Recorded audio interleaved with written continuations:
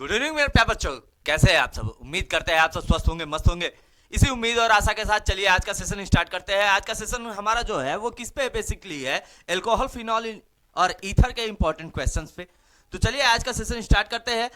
बेटा अभी तक हम लोगों ने जितने भी कॉन्सेप्ट के बारे में बात किया हुआ है, सारा कॉन्सेप्ट हमारा क्या है, बोर्ड एग्जाम के तहत जो इंपॉर्टेंट क्वेश्चंस है इनके बारे में है। तो आज का जो कॉन्सेप्ट है वो किस पर है, एल्कोहल्स, फिनॉल्स एंड ईथर्स। अब बेटा यहां पे आपको एक चीज ध्यान देनी है कि इसके इंपॉर्टेंट क्वेश्चंस क्या होंगे। पहला इंपॉर्टेंट क्वेश्चन क्या होगा हमारा, क्या होगा, right a short note on following. Right a short note on following. Hindi में इसे क्या कहते हैं बेटा, निम्न पर टिप्पणी कीजिए। क्या होगा, निम्न पर टिप्पणी कीजिए। अब बेटा यहां पे आपको क्या करना है कि कुछ कॉन्सेप्ट्स हैं, कुछ कंडीशंस हैं, इनके बारे में आपको क्या करना है, टिप्पणी करना है, बताना है। पहला आपका क्या होगा, सबसे पहला आपका होगा वर्गीकरण। किस पर आपको टिप्पणी करना है, वर्गीकरण, जिसे आप क्या कहते हैं, क्लासिफिकेशन। क्या कहेंगे आप, क्लासिफिकेशन। सेकेंड वन आपको क्या करना होगा, एल्कोहलों का नामकरण। क्या होगा, एल्कोहलों का नामकरण, जिसे आप क्या कहेंगे, नॉमेनक्लेचर ऑफ एल्कोहल्स। क्या कहेंगे, nomenclature of alcohols. Third one आपको यहां पे क्या करना होगा, थर्ड वन आपको यहां पे क्या करना होगा, एल्कोहलों के स्थायित्व के बारे में बात करनी होगी। एल्कोहलों का स्थायित्व। तीसरी बात आपको क्या करनी होगी यहां पे, स्टेबिलिटी ऑफ एल्कोहल्स।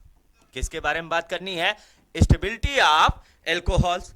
इसके बाद हमें क्या बात करनी है बेटा, फोर्थ वन, एल्कोहलों की जल में विलेयता। एल्कोहलों की जल में विलेयता, इसे क्या कहेंगे बेटा, solubility of alcohols in water. Solubility of alcohols in water. इसके बाद बेटा पांचवा आपको यहां पे क्या करना है, एल्कोहलों का निर्जलीकरण। किसके बारे में आपको यहां पे टिप्पणी करनी है, एल्कोहलों का निर्जलीकरण। अब निर्जलीकरण को इंग्लिश में क्या कहते हैं बेटा, डिहाइड्रेशन। यानी आप इसे क्या कहेंगे, dehydration of alcohols. Dehydration of alcohols. Next आपको यहां पे और क्या करना है बेटा, आपको यहां पे कुछ कंडीशन ध्यान देने हैं। क्या ध्यान देना है, आपको ध्यान देना है राइमर टीमर रिएक्शन। राइमर टीमन अपक्रिया। किसके बारे में, राइमर टीमन अपक्रिया। और आपको यहां पे क्या ध्यान देना है बेटा, ये जो इंपॉर्टेंट्स हैं, यानी आपके ये 6 शॉर्ट नोट के लिए आते हैं बेटा, आपको कौन कौन से ध्यान देने हैं। आपको सबसे पहला आपका क्या पूछेगा, क्लासिफिकेशन, वर्गीकरण। दूसरा आपसे क्या पूछेगा, नामकरण। तीसरा आपसे क्या पूछेगा, स्टेबिलिटी ऑफ एल्कोहल्स। चौथा आपसे क्या पूछेगा, solubility of alcohols in water.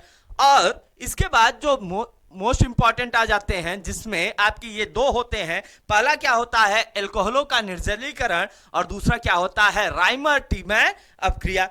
इसके बाद बेटा जो क्वेश्चन नंबर सेकेंड होता है, इसमें क्या पूछता है कि अगर किसी भी एल्कोहल का क्या दे दिया जाता है, आणविक सूत्र दे दिया जाता है, और उसके अनुसार आपको संभव क्या बताना होता है, समावयवता, यानी पॉसिबल आइसोमर बताना होता है। तो यानी क्या लिखा हुआ है कि एल्कोहलों के आणविक सूत्र के आधार पर, आणविक सूत्र के आधार पर संभव समावयवता की गणना करें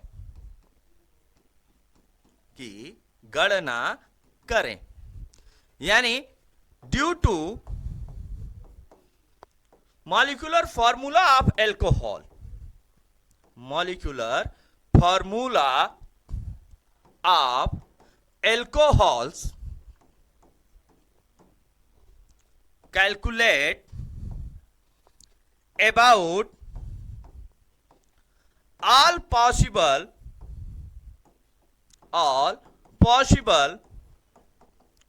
isomers of alcohols।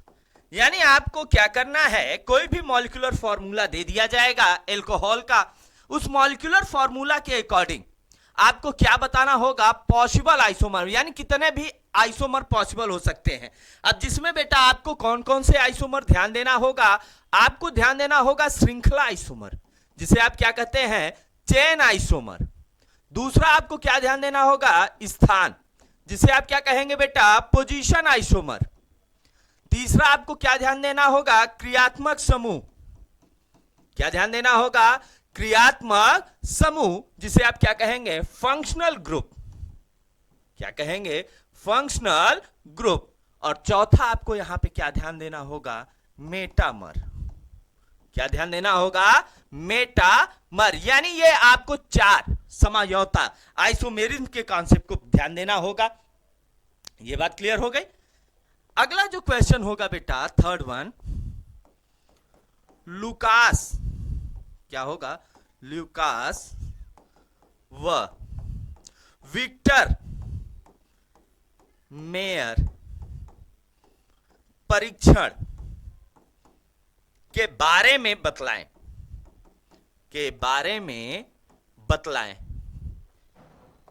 यानी आपको यहां पे डिफाइन करना है, क्या डिफाइन करना है, आपको डिफाइन करना है Lucas and Victor Meyer test. यानी आपको यहां पे डिफाइन करना है Lucas and Victor Meyer test. तो इसे आप क्या लिखेंगे, define about Lucas and Victor Meyer test. आपको विक्टर मेयर टेस्ट के बारे में यहां पे क्या करना होगा, डिफाइन करना होगा। ये बात क्लियर।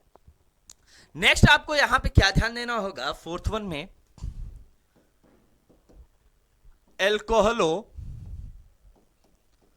तथा फिनालों के,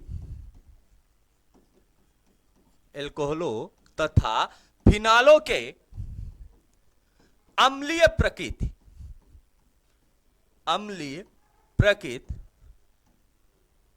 समझाएं, अम्लीय प्रकृति समझाएं। यानी यहां पे आपको क्या करना है, define about the acidic nature of alcohols and phenols. किसका एसिडिक नेचर आपको बताना है बेटा, एल्कोहल और फिनॉल का। नेक्स्ट आपको यहां पे क्या ध्यान देना होगा, आपको यहां पे ध्यान देना होगा इनमें कुछ ऐसी कंडीशन, क्या, एल्कोहलों के भौतिक गुणों को स्पष्ट करें, एल्कोहलों के भौतिक गुणों को स्पष्ट करें। अब जिनमें बेटा आपको क्या करना होगा, पहले तो इसे इंग्लिश में क्या कहते हैं, define about physical properties of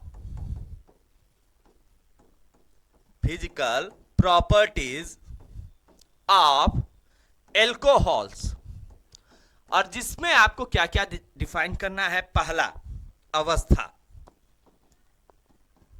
यानी स्टेट, सेकंड आपको क्या डिफाइन करना है, रंग, कलर, थर्ड आपको डिफाइन करना है गंध, order.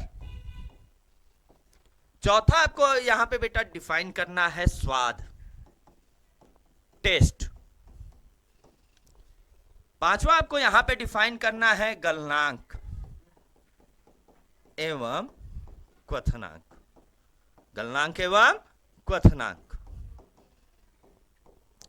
Melting and boiling point, melting and boiling point, ये 5 बेसिक कंडीशन आपको बताना होता है। साथ ही साथ आपको यहां पे किसके बारे में चर्चा कर लेनी होती है, सॉल्युबिलिटी के बारे में।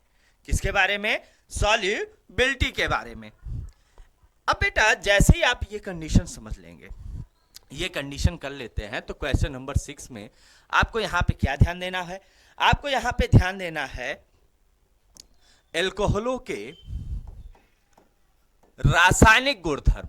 क्या ध्यान देना है, एल्कोहलों के रासायनिक गुणधर्म स्पष्ट करें। यानी केमिकल प्रॉपर्टीज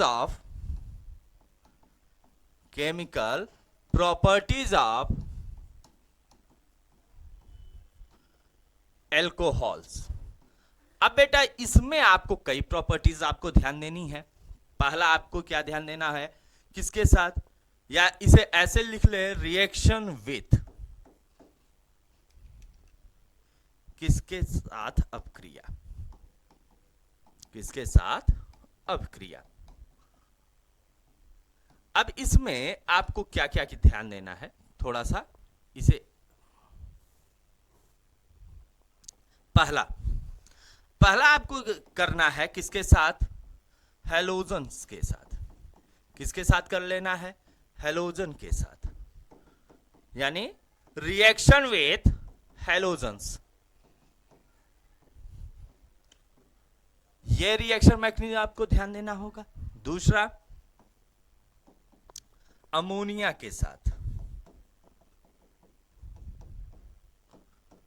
किसके साथ, अमोनिया के साथ, रिएक्शन विथ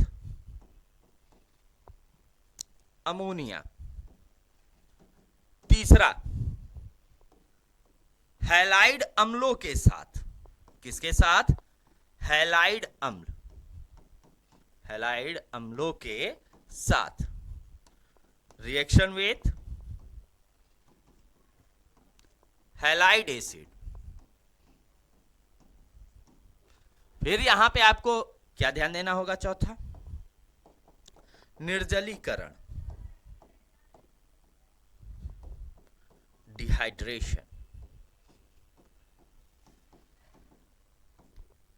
इसके साथ आपको यहां पे क्या ध्यान देना है, रिएक्शन विथ एल्कोहल्स, यानी एल्कोहल का एल्कोहल के साथ ही रिएक्शन, एल्कोहलों के साथ अपक्रिया, एल्कोहलों के साथ अभिक्रिया। अगला आपको क्या ध्यान देना है, एल्कोहलों का ऑक्सीकरण, एल्कोहलों का ऑक्सीकरण, oxidation of alcohols, oxidation of alcohols. फिर आपको यहां पे अगला क्या केमिकल रिएक्शन देखना होता है, एल्कोहलों का अपचयन, reduction of alcohols, reduction of alcohols. अब ये तो स्पेसिफिक कुछ रिएक्शन मैकेनिज्म हो जाते हैं, किसके, एल्कोहल के। इसके बाद बेटा आपको क्या बात करनी होती है, किसके लिए बात करनी होती है, फिनॉल्स के लिए। तो फिनॉल में आपको क्या ध्यान देना है, फिनॉल के लिए इंपॉर्टेंट क्वेश्चंस में क्या ध्यान देना है। सबसे पहला क्वेश्चन यहां पे क्या बनता है, फिनॉलों का वर्गीकरण एवं नामकरण कीजिए, यानी define about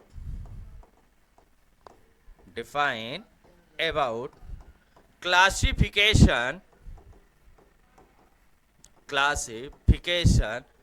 and nomenclature of phenols। इसके बाद बेटा आपको फिनॉल्स में सेकंड वन क्वेश्चन क्या ध्यान देना है,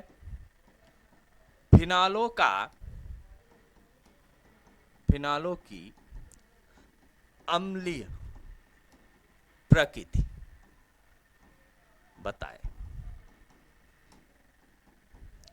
यानी आप इसे क्या कहेंगे, डिफाइन अबाउट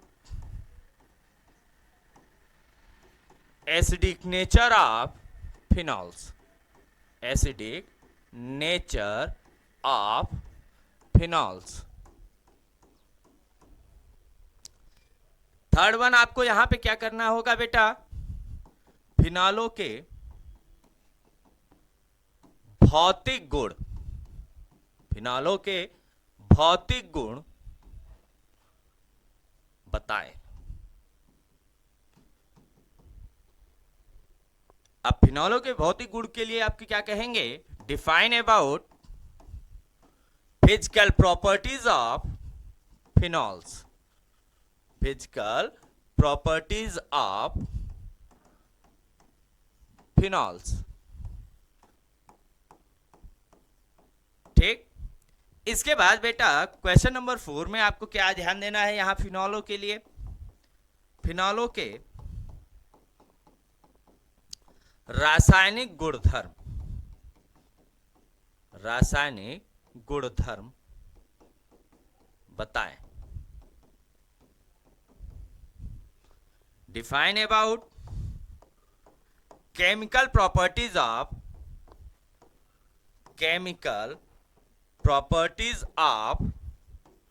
फिनॉल्स।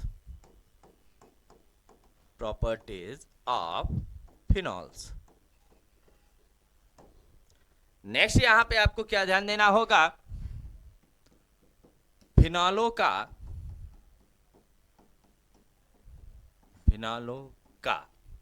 यहां पे आपको क्या करना है, इलेक्ट्रॉन रागी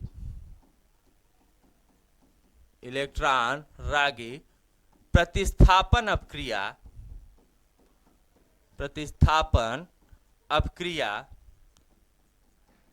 क्या होता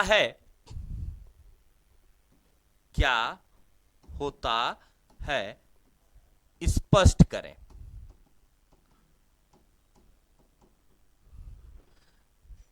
डिफाइन अबाउट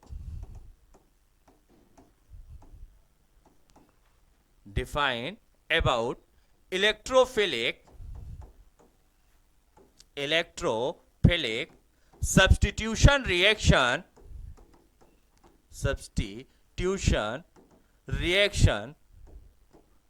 फॉर फिनॉल्स। और जिसमें बेटा आपको क्या ध्यान देना है, जिसमें आपको ये 3 रिएक्शन मैकेनिज्म ही ध्यान देना है। अब यहां पे मैं चारों बता दे रहा हूं, आपको क्या ध्यान देना है, हैलोजनन, जिसे आप क्या कहेंगे, हैलोजिनेशन, क्या कहेंगे, हैलोजिनेशन। नाइट्रोकरण, जिसे आप क्या कहेंगे, नाइट्रेशन रिएक्शन। तीसरा सल्फोनीकरण, जिसे आप क्या कहेंगे, सल्फोनेशन। चौथा यहां पे आपका क्या होगा, फ्रीडेल क्राफ्ट अपक्रिया, क्या होगा, फ्रीडेल क्राफ्ट अपक्रिया, Friedel Crafts reaction, Friedel Crafts reaction. अब ये तो मोस्ट इंपॉर्टेंट क्या होते हैं, इलेक्ट्रोफिलिक सब्स्टिट्यूशन रिएक्शन। अब इसके बाद आपको यहां पे क्या ध्यान देना है, यहां पे इसके बाद आपको क्वेश्चन में क्या ध्यान देना होता है, नामित अपक्रिया, किसके बारे में आपको यहाँ पे अब ध्यान देना होगा? नामित अपक्रिया के बारे में, यानी नेमिंग रिएक्शंस। अब नेमिंग रिएक्शंस को आपको याद रखना होगा, आपको स्पष्ट करना होगा।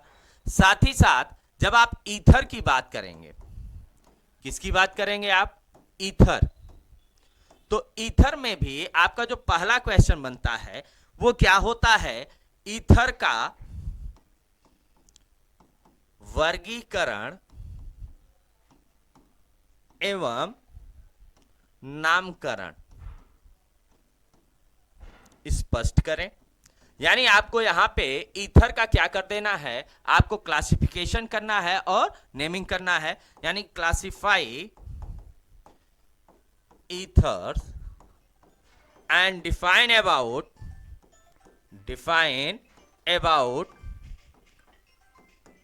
its naming or nomenclature. Second one क्या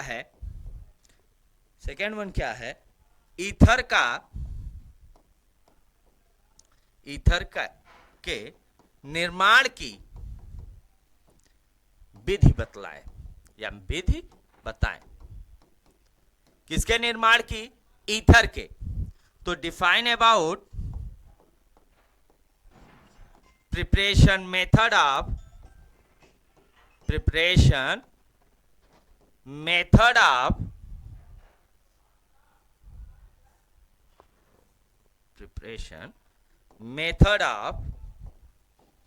ईथर।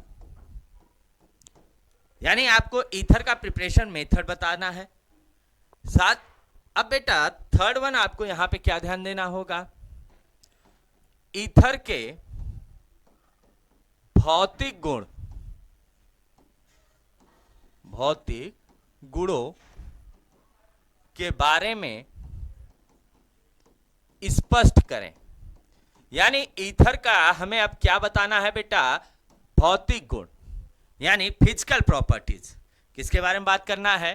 Physical properties. तो यहां पे क्या होगा? Define about physical properties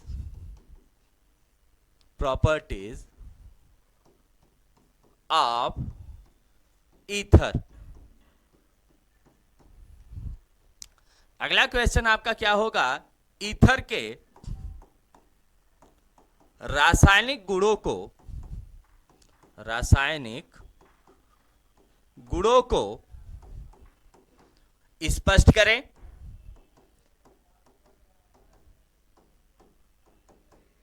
define about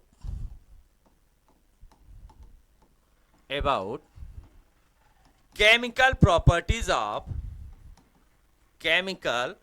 properties of ethers. अब बेटा ये जो है ये हमारे क्या है? मोस्ट इंपॉर्टेंट क्वेश्चंस हैं। अब इसमें एक क्वेश्चन आपको और याद रखना होता है जो कि आपके बोर्ड में बहुत ही पूछा गया है। क्या? कि विलियमसन संश्लेषण क्या होता है? यह सबसे ज्यादा बार पूछा गया है, तो इसे जरूर याद रखना। क्या? कि व्हाट इज विलियमसन सिंथेसिस। ठीक है। तो बेटा अभी तक हम लोगों ने जितने भी क्वेश्चंस के बारे में बात किया, फर्स्ट टू लास्ट, ये सारे क्वेश्चन क्या हैं आपके बोर्ड एग्जाम के लिए बहुत इंपॉर्टेंट है। तो आप बेटा एक बार इन सारे क्वेश्चन का स्क्रीनशॉट लेते चलिए या आप अपने नोटबुक में इसे नोट करते चलिए, क्योंकि आपको पता होगा कि आप जितने भी क्वेश्चन बोर्ड एग्जाम के लिए प्रिपेयर कर रहे हो तो सारे क्वेश्चन ये ऐसे होने चाहिए जो कि बेटा आपके बोर्ड ओरिएंटेड हो। यानी अगर आप बोर्ड में जा रहे हो तो आपके सारे क्वेश्चन बोर्ड में आ जाएं, आपको समझ में आ जाए कि क्या क्वेश्चन पूछा जा रहा है और कैसे पूछा जा रहा है। ठीक है। तो इसी उम्मीद और आशा के साथ कि आज का भी सेशन आपको पिछले सेशनों की तरह पसंद आया होगा और आप सब हमारे YouTube चैनल को ज्यादा लाइक करेंगे, सब्सक्राइब करेंगे और शेयर करेंगे। चलिए मिलते हैं नेक्स्ट वीडियो में, तब तक के लिए धन्यवाद। जय हिंद, जय भारत।